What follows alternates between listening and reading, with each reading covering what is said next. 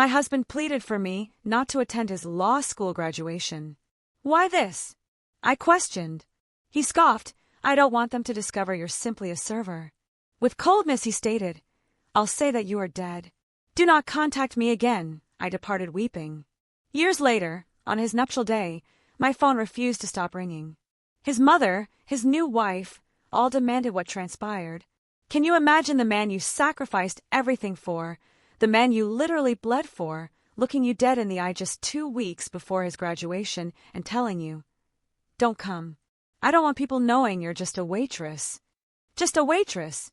That's how it all came crashing down, a betrayal so cold and calculated it still makes my stomach knot up when I think about it. But how did I get to that moment? How did I, Haley, become an embarrassment? Let me take you back to where the story really begins. For 6 years, my life revolved around Riverside Diner, a place that perpetually smelled of bacon grease and coffee that had been on the burner a little too long. The vinyl booths were a patchwork of duct tape, the jukebox stuck on an endless loop of 70s classics. The fluorescent lights flickered whenever it rained, which, where I live, meant almost every day.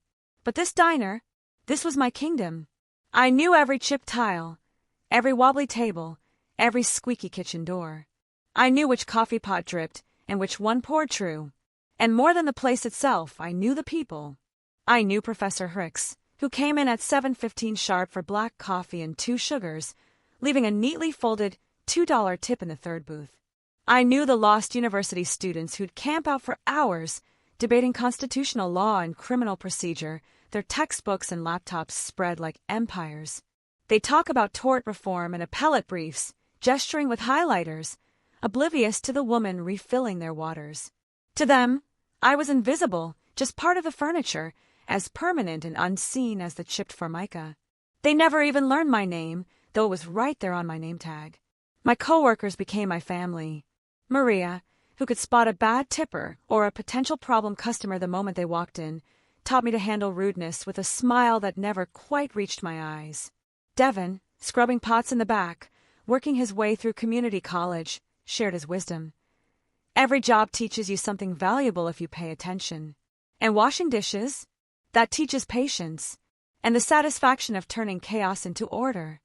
He always said the people who looked down on service work just had no idea how much skill and endurance it required.